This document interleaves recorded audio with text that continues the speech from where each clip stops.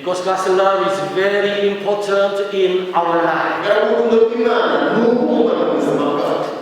Yes, God's love is very important in our family and in our community.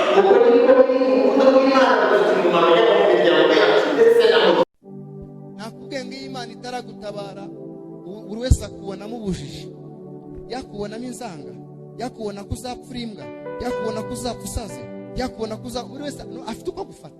Ahubwo basuhuze n'abandi kubasuhuza akwakira abandi bose nta kibazo. Haleluya, haleluya. Haleluya. Amen. Mujya muhire mu izina rya Yesu. Amen. Amen. Bakoze cyane kuduha ikaze muri aka kanya. Dushimira Imana yabaye natwe mu mwaka ushize bibiri na makumyabiri, ikatwazutsa tukagera 2021. Imana yakoze kumwe natwe turishimye. Yabarinze natwe ikaturinda turabishimye. Yarinze abasanzwe n'abashyitsi turabihimbaje. Mwihereze icyubahiro kuko ndi kubona mu muntu bw'Imana. Rero bene so umuhima baratashya baraho barashima Imana bategereje Yesu bakomeje urugendo umurimo w'Imana ntacyo babaye Imana yabarinze. Batubwiye ngo nitugera hano tubahe ntacyo zabo muzakira mu izina rya Yesu. Murakoze Imana ibahe muri aka kanya rero pasiteri arakoze kuri ikaze mu izina ryanyu, ariko dufite abashyitsi batandukanye turi kumwe kuri uno munsi, umunsi w'umugisha, umunsi udasanzwe, umunsi w'amateka, umunsi Imana yatugiriye neza idukingurira umuryango w'umugisha w'abashyitsi. Reka rero bakire, nifuje muri aka kanya kubanza kwakira umuyobozi wacu w'umurenge wa Muhima. Buriya n'umuyobozi ariko n'umwana wacu w'itorero ko papa we umushumba regional muri ADPR, sibyo se? Ubwo rero nyakubahwa umuyobozi, umwana wacu, nshuti nziza, nshuti y'Imana, wakoze kuza ukatuzanira n'umwuzukuru, muhaguruke by'umwihariko muramutse abera b'Imana maje gusura uyu munsi.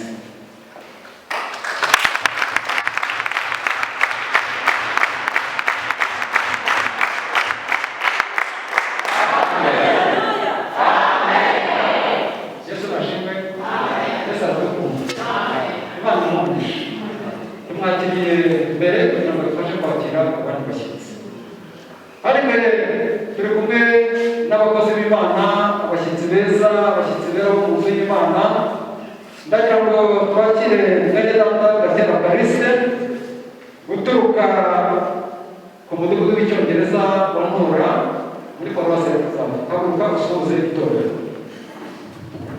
Haleluya.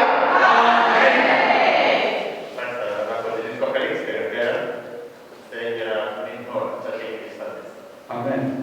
Ni basta kubera yuko rero bagasabe kandi turi gasana. N'umugisha abakuru. Yesu amugisha. Manda rero ari mitero. Guturuka igikombe usuhuze. Haleluya. Amen. Yesu amugisha. Hamwe n'ibyo rero turi kumwe n'umukozi w'Imana missionnaire Basaki uturuka muri Korea, waje kudusura uyu munsi akatubwiriza ijambo ry'Imana, agatanga n'impano z'ijambo ry'Imana Bibiliya mu bashoboka nk'uko byateguwe. Basaki.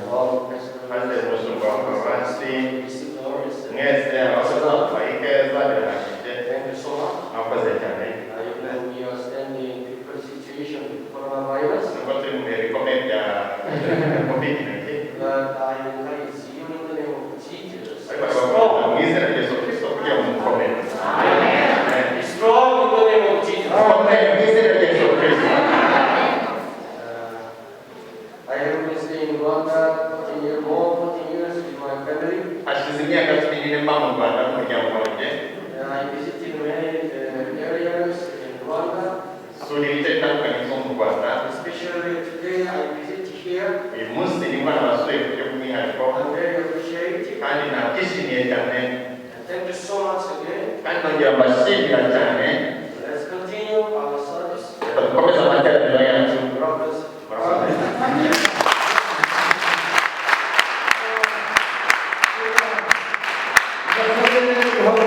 twese duhabwe ikaze twakirane mu buryo bushoboka twebwe turimo turambuye ibiganza byacu mu izina rya Yesu. Imyaka gatatu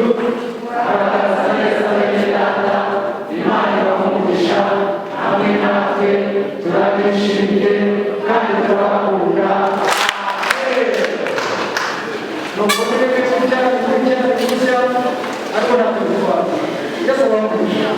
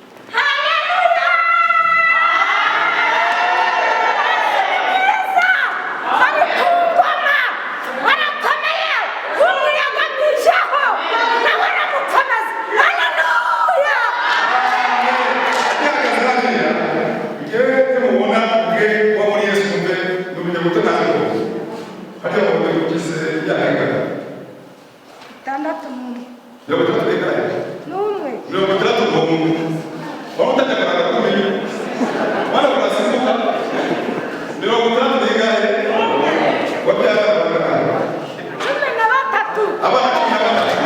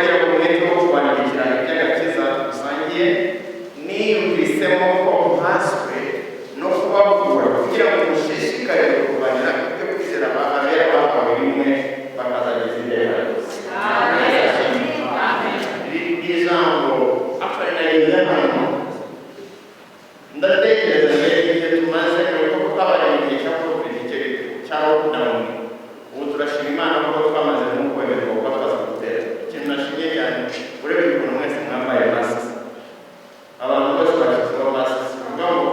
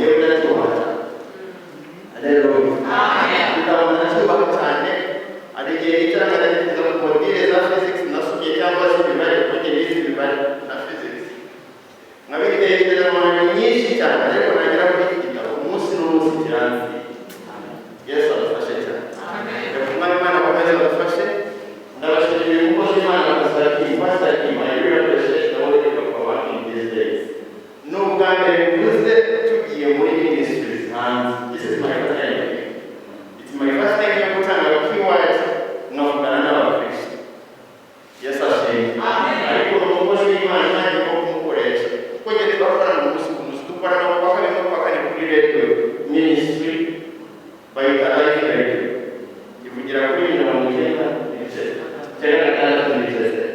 tugira ikiganiro ku wa kabiri no ku wa kane nimugoroba kwa saa 12 mujye mugikurikira tubiganisha mu buzima ariko mbabwira ngo mureke mukomeze kurwanya ibyo kwizera y'abantu basazinga uzageza iteka uzageza umwanya wacu haleluya uzizera mu mutima wawe ngo umura kuko abaririmbyi bamaze kutuvugisha reka dusenge Imana mu magambo make cyane ntabwo turimo kubana nazo sinzi intambara ufite intambara zo ziratanze njyewe ndimo kubwira abantu ngo dusenge Imana nakubwira ngo bikora ubuso nuba ukora afuka bafuka bakubwira Imana kuko ni data wa twese dukunda Yesu ashimwe reka dusenge sengera icyifuzo waba ufite intambara wawe kubana nazo kandi dusengera igihugu cyacu gikomeze kuba amahoro umwanya Imana akomeze kuturinda no kugira ibigoye Mana turagushimye urukundo rwawe ruregerera kuri Imana umunsi ku munsi twatekereze ko tugira ari twabona no kwiyongora ndagushimye Mana mutanga w'igihugu ndetse nabo nabona icyo navuga umunsi mwiza ni kuba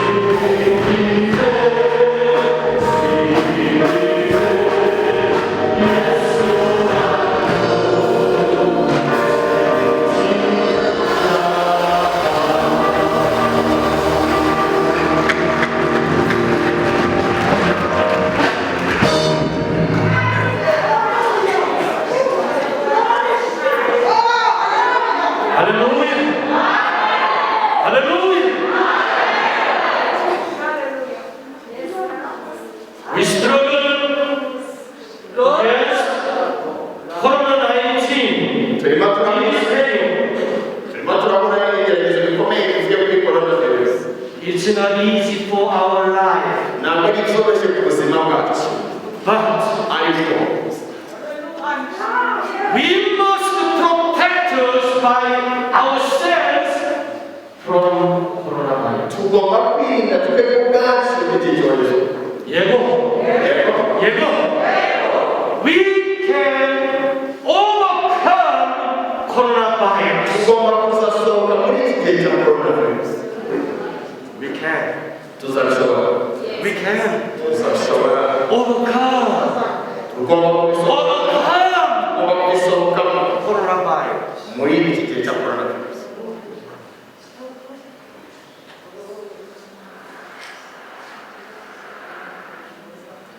We can make our good life with protecting by ourselves and together, come together, we can protect from coronavirus. tugomba kwirinda twebwe ubwacu turabishoboye tukarinda ubuzima bwacu kugira ngo tuzabashe gusohoka muri kino gihe cya covid-19 Hallelujah. Hallelujah. Cheer up. mu gikorero ugakira Yego. yego It's time for sharing word of God. uyu ni umwanya tugiye gusangiza amabw'imana I would like to share word of God about God's love today. ndagira ngo dusangize amabw'imana rivuga ku rukundo rw'imana uyu munsi nibyo tugiye kwiga It's God's love. ni urukundo rw'imana Please open your Bible. reka dufungure bibiliya zacu John chapter 3, tugiye gusoma muri yohana ibice bitatu verses from 16 to 21. turahera ku murongo wa 16 kugera ku wa 21 ubutumwa bwiza uko bwanditswe na yohana ibice bitatu turahera ku murongo wa 16 kugera ku wa 21 Yego. I'm going to read these scriptures one by one, and in English, and our brother Hadise is going to read these verses in Kinyarwanda. ugiye gusoma ahantu tumaze gufungura umurongo ku murongo mu cyongereza nuko njyewe gusoma mu kinyarwanda For God so loved the world that He gave His only Son, that whoever believes in Him shall not perish but have eternal life. kuko imana yakunze abari mu isi cyane byatumye itanga umwana wayo w'ikinege kugira ngo umwizera wese atarimbuka ahubwo ahabwe ubugingo buhoraho Amen. Ubugingo buhoraho. Yego. For God didn't send His Son into the world to condemn the world, but to save the world through Him.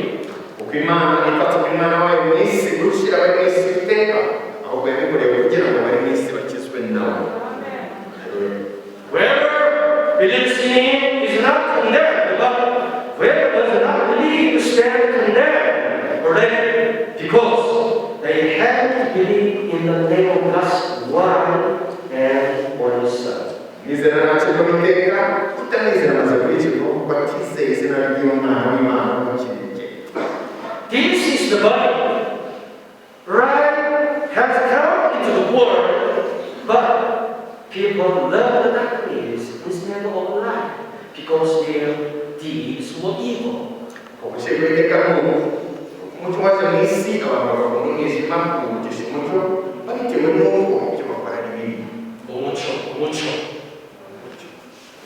Yego. umucyo Yego. Everyone who does evil has the light and will not come into the light for fear that their deeds will be exposed. kuko umuntu wese ukora ibibi yanga umucyo kandi ntaza mu mucyo ngo ibyo akora bitabirika But whoever lives by the truth comes into the light, so that it may be seen plainly that what they have done has been done in the sight of God. ariko ukoresha ukuri niwe uza mu mucyo ngo ibyo akora bigaragare ko byakorewe mu Mana. Amen. Amen. Amen. Amen. We already experienced God's love many times in our life. Uko biri kose dufite ubuhamya bugaragaza urukundo rw'Imana twagiye tuba mu buzima bwacu mu bihe bitambutse. Sometimes we cheered by God's love in our life. Rimwe na rimwe mu bitekerezo usanga ari gashoboka bitewe n'uko bafite urukundo. Sometimes we gave thanks to God by God's love. Rimwe na rimwe tugafata umwanzuro tugatanga ituro ryishimye kuko twatekereje gukunda Imana. But sometimes Ariko nanone rimwe na rimwe many church members forget abenshi mu bakristo bakibagirwa God's love. bakibagirwa urukundo rw'Imana. We must remember God's love all the time. Tugomba kwibuka urukundo rw'Imana ibihe byose. Because God's love is very important in our life. Kubera ko urukundo rw'Imana ni urwumva mu buzima bwacu. Yes, God's love is very important in our family and in our community. Kuko niko urukundo rw'Imana rufite umumaro yaba mu miryango yacu ndetse n'aho dutuye. Even for your children and church members and for others. Ndetse no ku bana bawe abakristo musengana n'abandi. God loves you so much. Uwiteka Imana abakunda cyane. We cannot deny God's love. Ntabwo twahakana urukundo rw'Imana. Up to now, God never stopped to love you so much. Kugeza iyi saha ntabwo Imana yigeze ihagarika urukundo rw'Imana. God loves you so much. Uwiteka Imana arakunda cyane. I know God loves the nation Rwanda. Ndabizi yuko Imana ikunda igihugu cy'u Rwanda. Amen. Amen. Because God is love. Kubera yuko Imana ari ubwayo Because urukundo. God is love. Imana ari ubwayo urukundo. We can receive that love from God. Tugomba rero kwakira urukundo tuvanye ku Uwiteka It's Imana. very different. The love between God and people. Ni urukundo rutandukanye n'urukundo abantu bakunda. It's real love for us. Ni urukundo rw'urwanya kuri twebwe. That's God's love. Urwo rero ni rwo rukundo rw'Imana. Hallelujah. Hallelujah. We are the people who need God's love. Turi abantu bakeneye urukundo rw'Imana. Yes, we are human beings. Niko biri We tuyireba. need God's love. Dukeneye urukundo rw'Imana. We need many things. Dukeneye byinshi. But Ariko we need God's love more and more. nubwo hari ibindi dukeneye urukundo rw'Imana tubikeneye kuruta cyane. God created us with His love. Urukundo Uwiteka Imana yaturemeye urukundo rwe. Yes, Niko biri. we are creations of God. Turi abaremwe n'Uwiteka Imana. We were created by God's love. Twaremwe n'urukundo rw'Imana. God created this world with His love. Uwiteka Imana yaremye isi agenekereje urukundo rwayo. Everywhere, love, love, love. Ahantu hose ni urukundo rw'Imana, ni urukundo rw'Imana, ni urukundo rw'Imana. In everywhere. N'ahantu aho ariho hose. It's because of God's love that we exist on this earth. Ni urukundo rw'Imana rutuma twese tukabasha kuba turi ikibazo ku isi. God loves this world means that He loves me and you who are here today. Rero twongere twibuke yuko Uwiteka Imana nkunda njyewe ndetse nawe twabashyizeho kureba kuri uyu munsi. Amen. Amen. Amen. You and me. Wowe nanjye. What does it mean? Ese ibyo bivuze iki? What does it mean? Ibi turi kuvuga God loves this world. ngo Uwiteka Imana yakunze ngo kuko Imana yakunze abari isi cyane. God loves this world means He loves one. Ibyo bishaka kuvuga yuko Uwiteka Imana akunda u Rwanda. I have been staying in Rwanda with my family more 14 years. mbaye ngumana imyaka irenga 14 n'umuryango wanjye. I experienced many things. Nagiye mbona byinshi. Yes, I realized many things. Niko biri nagiye nsobanukirwa byinshi. Especially, I realized Namaze gusobanukirwa that how God loves the nation Rwanda. namaze gusobanukirwa uburyo ki Uwimana akunda u Rwanda. Hallelujah! Hallelujah!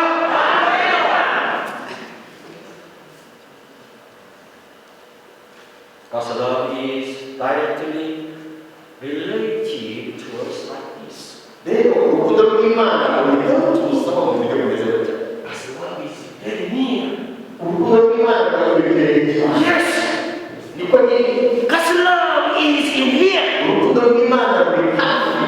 When you hear the word of God today, Iyo turimo gusangira kuri Imana uyu you munsi can experience God's love again. kongera kumva urukundo rw'Imana. Believe and receive God's love today. Wakirana nawe uyu munsi. Hallelujah. Hallelujah. Without God's love, your life will be withered. Haba urukundo rw'Imana ubuzima bwawe bwaba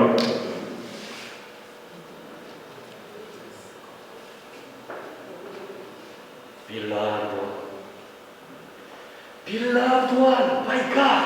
turakunzwe n'Uwiteka Imana. Yes. Niko biri. Beloved by God. Twakunzwe n'Uwiteka Imana. Hallelujah. Hallelujah. Many people will see Abantu benshi barakubona. every time, every day, Babona buri munsi everywhere. n'aho hose When you go to eat, baraza babona uti when you show God's love through you, ariko turakugaragaza urukundo rw'Imana binyuze muri wowe.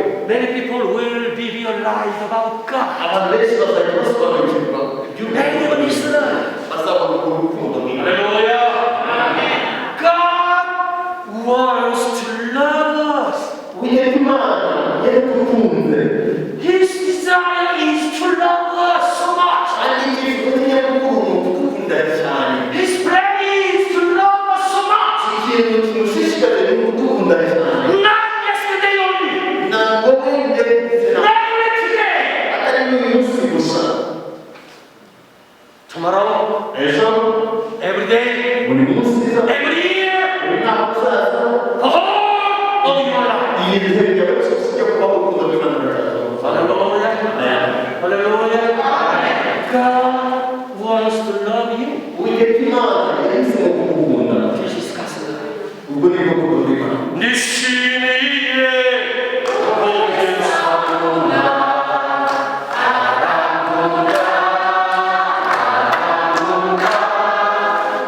nishimiye kugesabuna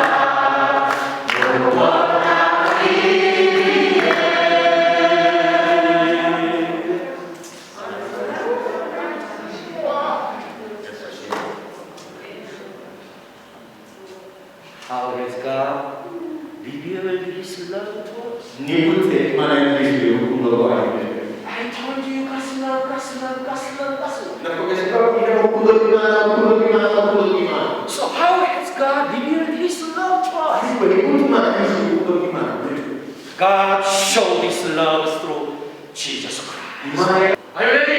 Okay, let's start. tugiye kugerageza guhamagazana Yesu kamufana. Yesu! Ya, nambara mufike rwose. Wapi. Yesu. Ni ndagira ngo turi hagati. N'umuntu ashaka muhaguruke duhamagare izina rya Yesu. All together, all together, all together. Hamagare izina rya Yesu Kristo, tubihamagare hamwe. Izina ry'ubutware